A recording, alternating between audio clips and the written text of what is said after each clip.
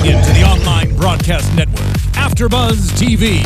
Over 20 million weekly downloads in over 150 countries, and your number one source for after-show entertainment.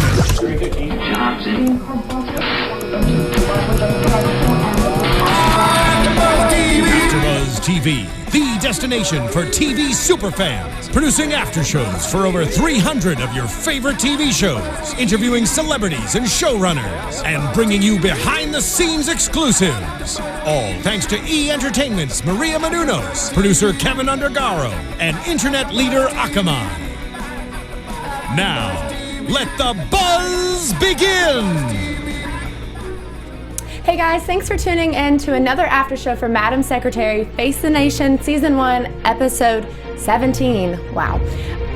So this episode you can of course find on YouTube at AFTERBUZZ TV, and you can find us on Twitter, Instagram at AFTERBUZZ TV as well, and also on SoundCloud. So let's get into it. I'm Sterling Cates. You can find me on Twitter at Sterling Cates. Hey y'all, I'm April Whisenhant. You can find me on Twitter at April Whisenhant.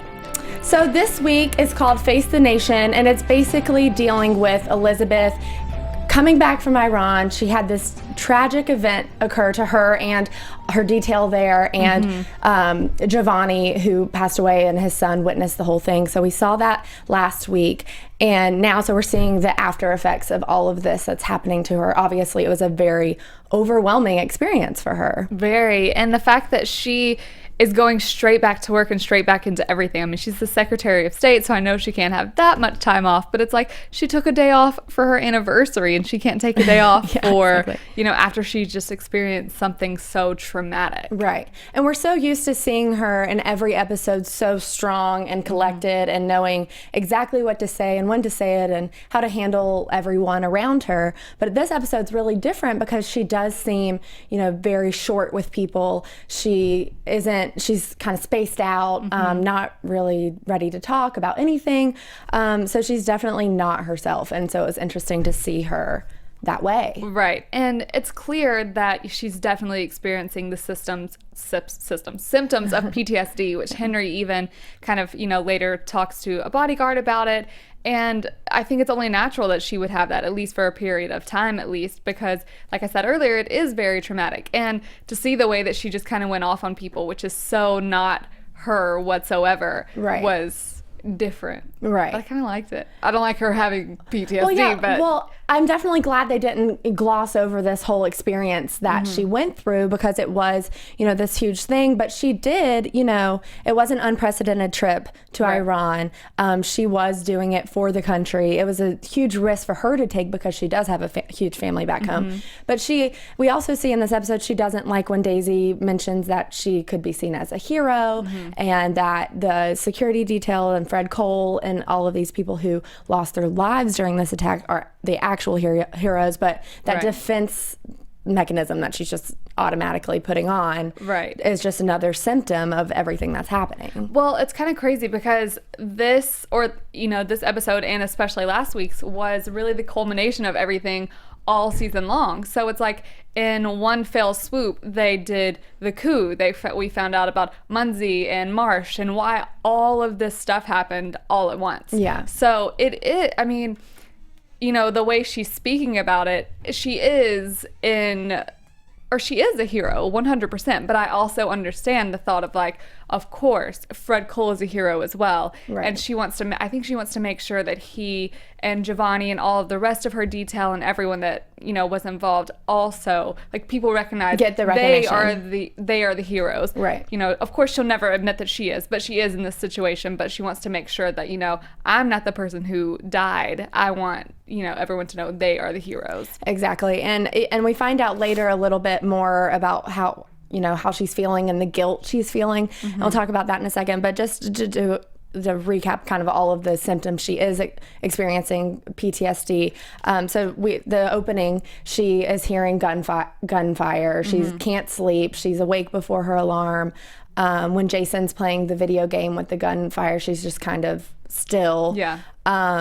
So, you know, and she spaces out. She hears her ears ring a lot. It's very common symptoms of PTSD. And so it was very interesting how they covered it, and I'm glad they did it in such a way that didn't make her seem that, oh, I'm over it, like, let's get back to work. Me too. But it also does show how important her job is, and that she is fourth in line to be the president, and she can't just take a spa day. Yeah. So that was all very interesting. You know, I've never really thought about that before until she said it tonight, because, you know, we'll talk about it, but Jason's starting back school. He's going to a public school, and she decides she wants him to have a security detail. Right. And she says, and Henry's against it because, you know, Jason is all about being normal and this being a normal school. But she's like, I'm fourth in line to the presidency. Like, of course, I mean, everyone's after me at all times. Of course they would go after our son, which obviously this is another thing because Abdul, Giovanni's son, saw him be murdered. Right. And, you know, she's feeling a lot of guilt, like you said, from that, which, I mean, of course, who wouldn't? I mean, not that she should feel guilt whatsoever, because it's not her fault what happened. Yeah. But just, you know, thinking about that child's life and how he's going to be affected, of course it's going to affect her, and it's going to affect how she treats her children. Right. And she doesn't know if she's a target for anything at any time, and that makes her family a target. So it's really just a peace of mind sort of situation that she's doing, putting this extra security detail on him at the public school. But he is starting at this new school, and Henry was right saying it's not fair for Jason, and that there is something going on with her, and she's just projecting that on this situation. But it does make sense that she would be so protective. Right. So I can see both sides of that, but you can tell that Henry, like, their marriage is just so wonderful because it's rock solid. He 100%. is very supportive of her in what she's going through, but also not going to just let her do whatever she wants. Right. And he shouldn't, because she kind of takes that leadership role, and I always go, or what I say goes all the time, because of her job. She's the Secretary of State. Yeah. And so I think it's an important balance in their relationship for him to be like, okay, I understand, but, you know, this is our child. And it's especially different when it comes to decisions that are about the children, for sure. And while we're talking about the security detail, we'll just go ahead and get it all out there. So Henry at first goes along with it. He is interviewing the candidates to be the extra detail at the school. And Kevin Boyd comes in, who is quite the tall. Yeah, he's going to be like water. 7 foot. Henry was like directly looking up at him. But during Kevin's interview for the position, they talk a lot about, you know, serving in the military and overseas. And Henry asked him questions about what he's witnessed for PTSD. And when he's listing all the different things that he's seen his friends in the military have experienced, he's kind of like, oh, Elizabeth's doing that. And like, these are all really, you know, sounding a lot like what she's been experiencing. Exactly. So, I mean, that just kind of lays it out there, and you can tell that he's worried about it. So he kind of goes along with it for a little while longer. But then when Jason finds out that he's going to have the extra security, I love Jason. he is not very happy, needless to say.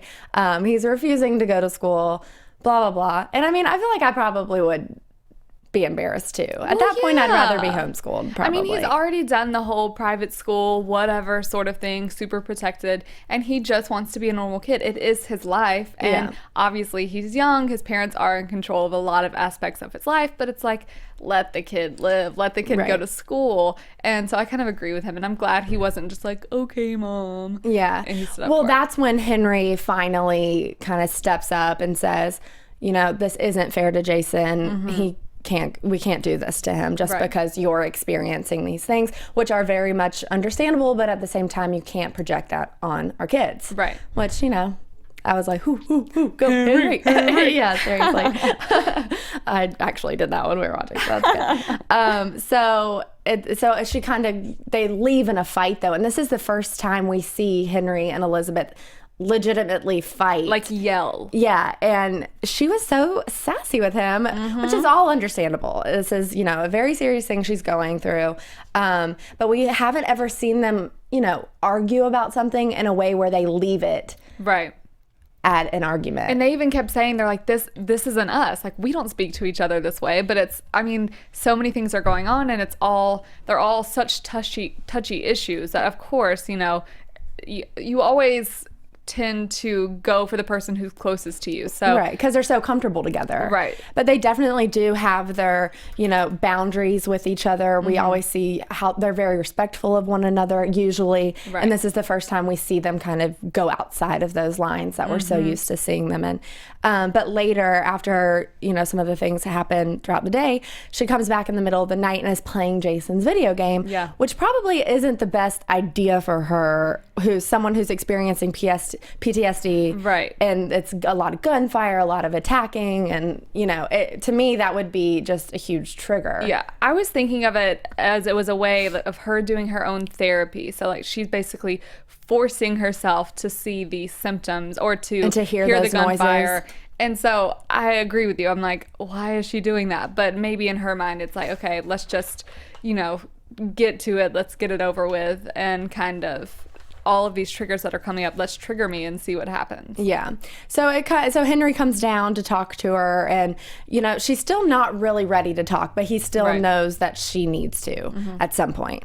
And so it doesn't really ever get resolved in that moment, but she goes back to work the next day.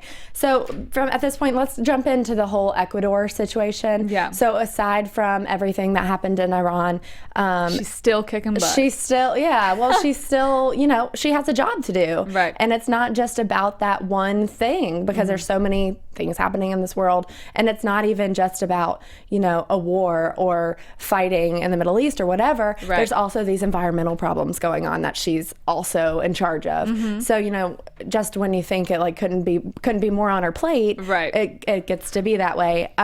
So there is in Ecuador, let's see, I want to make sure I get all of this Selva right. is what there's it's the called. Selva region, and basically there's this Chip Harding mogul oil tycoon situation, who first of all donates millions of dollars each cycle to the presidential election. Not, you know, doesn't influence them at all, obviously. Right. And then so they're at one end of it, and they're U.S. And then there's the Chinese, who are also kind of bidding on this region, right? Because they want to, I guess, like secure drilling rights for oil, and basically that's terrible for the environment. It would speed up the deforestation process, and in the future we wouldn't have clean water, and you know, basically everything that we're really dealing with now. And we even see the one of the secretaries, or she's involved with something of the environmental issues in Ecuador. Her name's Laura, and she is,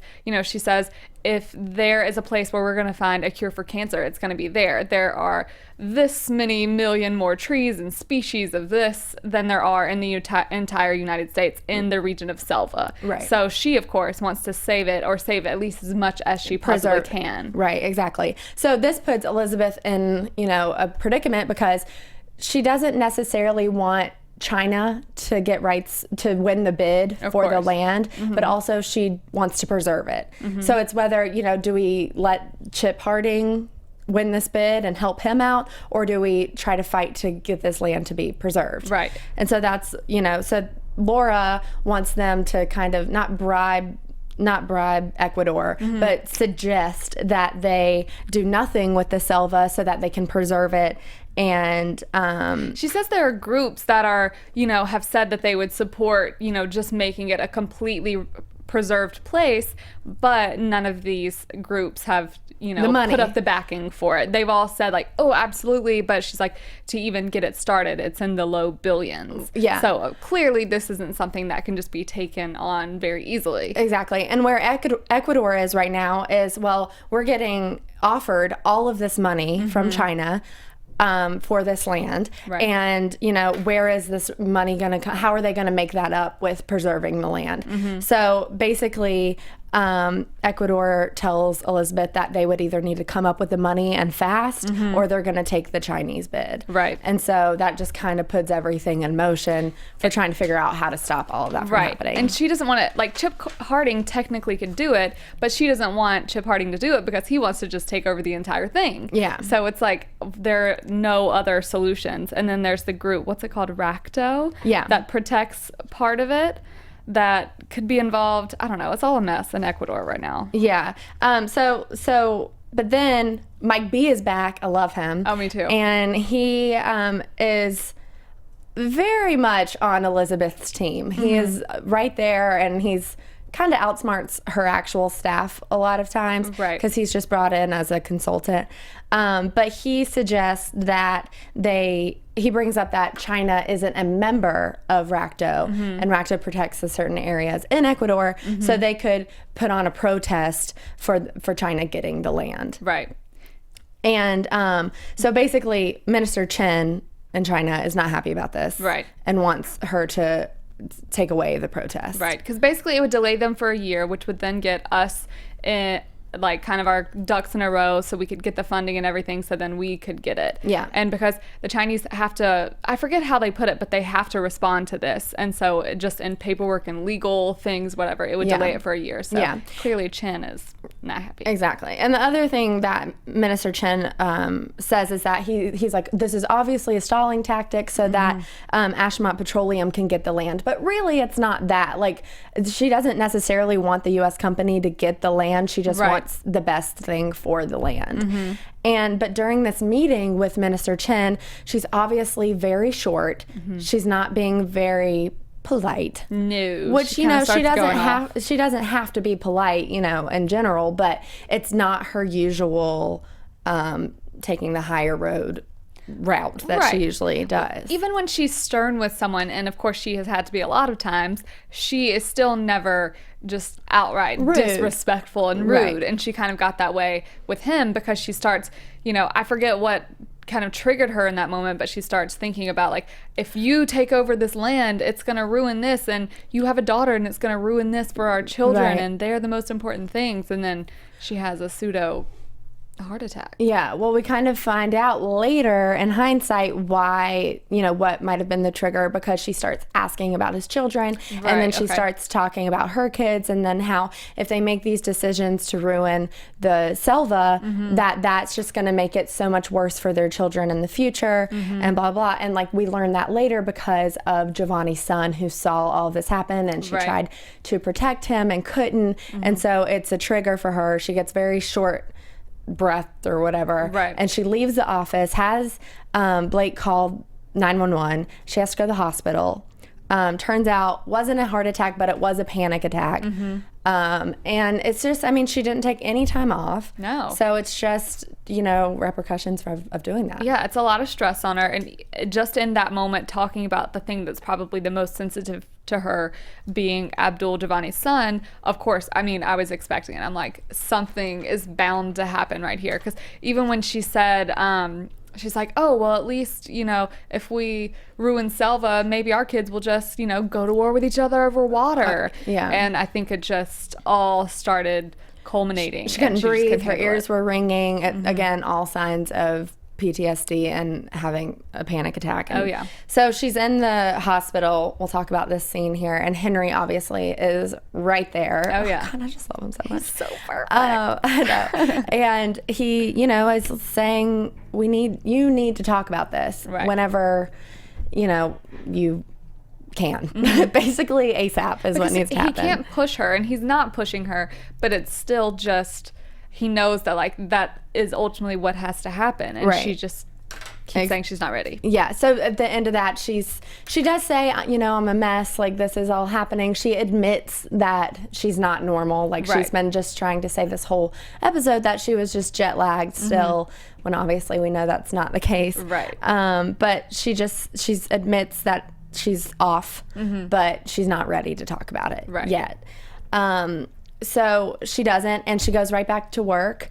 And after Russell comes and visits her, and is like, and he says to Henry, he's like, if she's not okay, then you're just like doing something bad to your nation and to the president. So it does seem like, in that initial hospital visit, that Russell is just there to see if she can put on a good face for the country, because the public needs to know there needs to be, they said, calm stability, so that we have trust in our government that everything's okay, because this was just a huge thing that happened.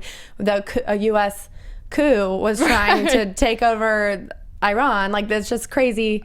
stuff happening, and that they need a face to look at and know that, be reassured that it's going to be okay. And that's kind of the whole, thing that this episode is situated around, is her doing the Face the Nation with Bob Schaefer, which is a thing, which is a huge government thing. Officials actually do in real life. Right. But they're saying, we have to kind of nip this in the bud and speak about it before it looks that like we did something bad. The public has to have confidence in their government after this insane thing just happened, and it has to be spoken about. And she just hasn't been ready. We even see them do the mock interview with Matt and Daisy, and she can't get through it whenever he asks her what happened that day. Yeah, she just blanks out and doesn't even say anything. And obviously Daisy is very concerned because she's in charge of all these interviews and how the she interaction looks. and interaction with the press and everything. So she can't send her on air when she knows that she's might have an attack, like a panic attack or and something. when she can't send her on air when she can potentially just sit there for 5 seconds, and then how is that going to look to the entire nation that's watching? Yeah, that's not for a that strong calm person. That's not that calm stability that they're looking for. No. That's for sure. So she's still not able to get through it. So Nadine and Daisy and Matt keep, pushing it back, saying that, maybe she'll be able to do it if she's available. But they're trying to give her some time to be able to deal with it and to be able to do it right. So the whole episode, that's their whole storyline, is like, should we push this back? Should we put a pin in it? And so after the panic attack, she immediately goes back to work, which we see wasn't a good idea, because when she sees, well, Jay had a baby. Yay, Jay and Abby had a baby. Who he, it seems, names after her, middle name Elizabeth. He Chloe said it was Elizabeth. from her grandmother, but I'm like, no. It could be. It could be. I think it's Secretary of State. Me too. So you see that she gets really emotional when she sees the kid. Again, she's obviously very concerned with the future and everything that's going on, and how this will affect their kids and Jay's kids and, Mr. Chin's kids.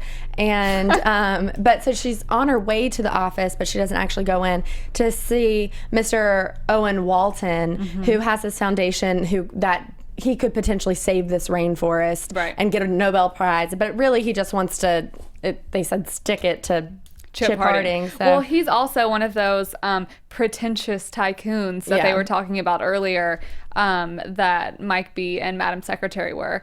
And so he has the funding. I'm not positive if this is what they were saying, but I think part of it will be for drilling, and then the other part they're going to salvage and turn to a completely preserved portion, and that's where the racto thing comes in, I believe. But but at least they're, you can't win all of it and you lose all of it, but this way there's some sort of compromise here. Exactly. They're still able to drill for oil, but they're also preserving a lot of the land as well. Which, kudos to her team, because, obviously she was kind of the mastermind behind it, so major kudos to her, because she can still make this insanely great and huge decision while she's suffering effects from PTSD. Right. But her staff kind of are the ones who, because she clearly couldn't make it into this very important meeting with Mr. Walton, and so Mike B covers for her in a second. He just knows major stuff in Russia. She got called to the White House. Her whole staff, and especially Mike B and Nadine, did a great job of stepping up to the plate and covering for her. And of course, Blake is always just like, yeah, she's fine, like totally fine. But meanwhile, like making sure she's fine. Right. But, to everyone else, putting on a good face. They definitely are a very loyal team, which is interesting, because at the beginning of the season we're like, can we trust these people? Well, and then Blake Jay, is hers, right? Yeah, and then But Jay, of all people, is naming his baby after her. So Right. obviously we see a lot of loyalty over the past 17 episodes that we weren't really seeing, at the first few. So still, she's not ready to talk about it, but then she gets a visit from Russell at her house. And beating heart. Oh my gosh. So I know. And so we didn't see her soften up to Henry. Like, he wasn't the person that helped her, even though he is very supportive, but it's not the one that made her realize she was ready to talk. So Russell tells her about this terrible, tragic car accident that he was in with his brother. After he said his father had left them, and his brother took him fishing to celebrate his good grades. And on the way back, a drunk driver T-boned them, and his brother died in the wreck. And that he is still experiencing some of the effects from that, and that he's also suffering from PTSD, and he has this person he talks to who is very private, knows how to keep a secret, and gives her the business card for that person and says, welcome to the club, blah, blah, blah. So that was a really great moment, because it was so good. I'm like slowly really starting to like Russell, and that just like, I was like, all right, I love him, hands down. I feel the exact same way. We've been so like topsy-turvy with him this season, because is he on our team? Is he not? He is so like abrasive in other ways, but for him to go out of his way, he shows up and he's like, I come in peace to Henry. And then whenever he said, talking about his brother, he's like, he made it back from Vietnam and then dies, with the paramedics trying to save him on the side of the road. That's so something that I feel like Russell at the beginning of the season wouldn't have done. And it just proves that he really does support her. He is a good person, and he knows what she's going through. And I kind of like that it wasn't Henry that ultimately, is going to push her to do this, because he is there in every other way, and he does that in every other aspect. Also, So I'm glad. I feel like it'll be a good bonding moment between her and Russell, and maybe, we'll see more. It'll be a friendship. Yeah, hopefully, because they do need to be on the same team here. Like, they're all after the same goals. But also, what I liked about that moment is that, so when he was at the hospital, Mike B was like, I bet Russell's at the hospital right now, just trying to see if she's okay. And if she's not, then they're going to like kick her to the curb, blah, blah, blah. But really, I think his intentions were good going to the hospital to see. We know after he reveals this story about his life that they might have been good intentions, but also to see if she's okay for the sake of the country. Probably then a little bit of both. Yeah, exactly. So then after that, we have, she does open up to Henry about how she feels, again, playing the video game that we think that maybe she shouldn't be playing. But she talks about how she, feels guilty about her detail dying in this attack, because they were there because she was there. And Henry explains to her that it was their choice to protect her. They didn't have to jump in front of the bullet for her. That is their job. They signed up for it in the beginning.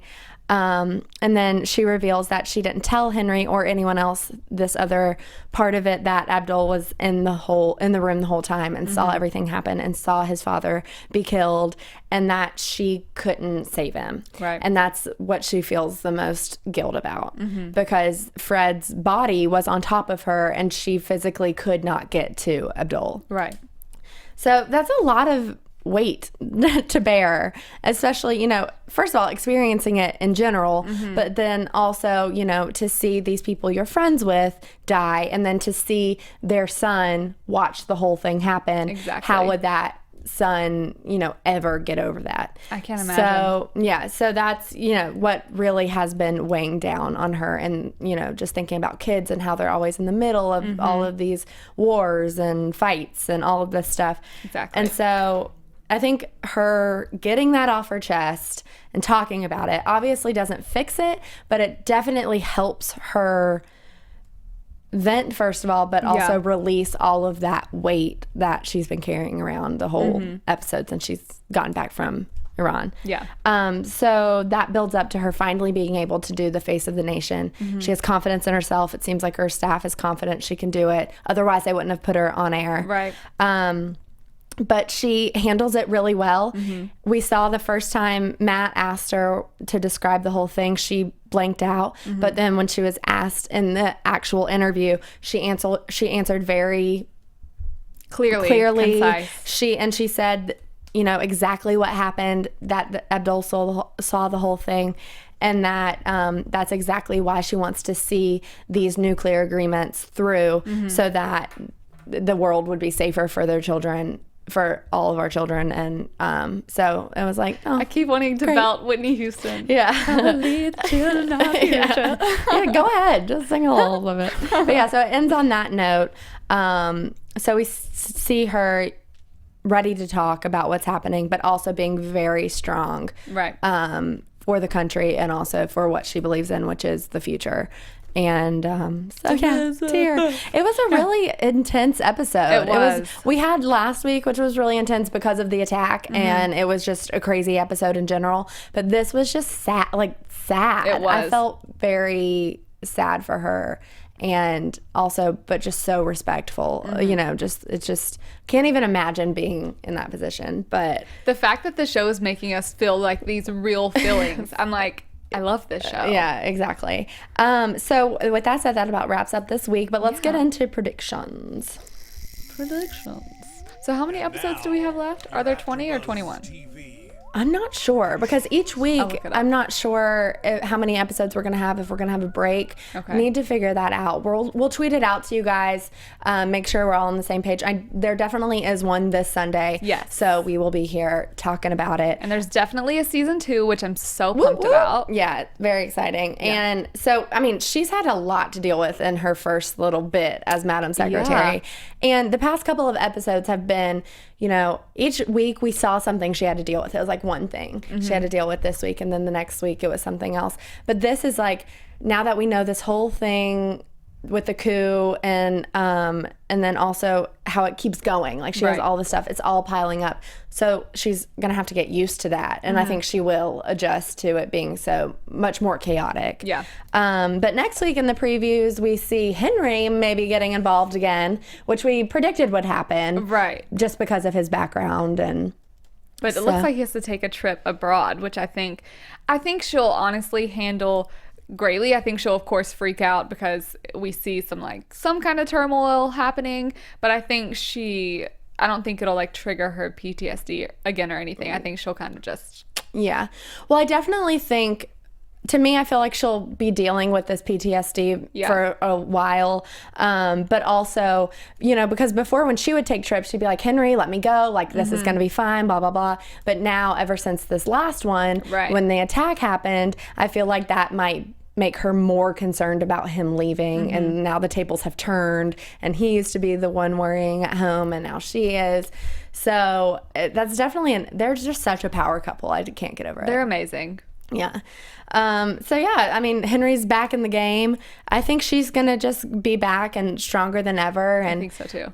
Maybe she'll be president one day. Maybe. That's my ultimate prediction. Yeah. All right. Well, that about wraps it up for us this week. Where can we find you on social media? Y'all can find me on Twitter and Instagram at April Whisenhant. And you can find me on Twitter and Instagram at Sterling Cates. And of course, you can find us all here on AfterBuzz TV on all social medias. Thank you guys for tuning in, and we'll see you on Sunday. Bye. From executive producers Maria Menounos, Kevin Undergaro, Phil Svitek, and the entire AfterBuzz TV staff, we would like to thank you for listening to the AfterBuzz TV network.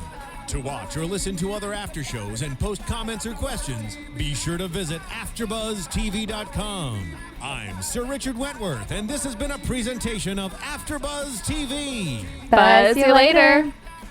The views expressed herein are those of the hosts only and do not necessarily reflect the views of AfterBuzz TV or its owners or principals.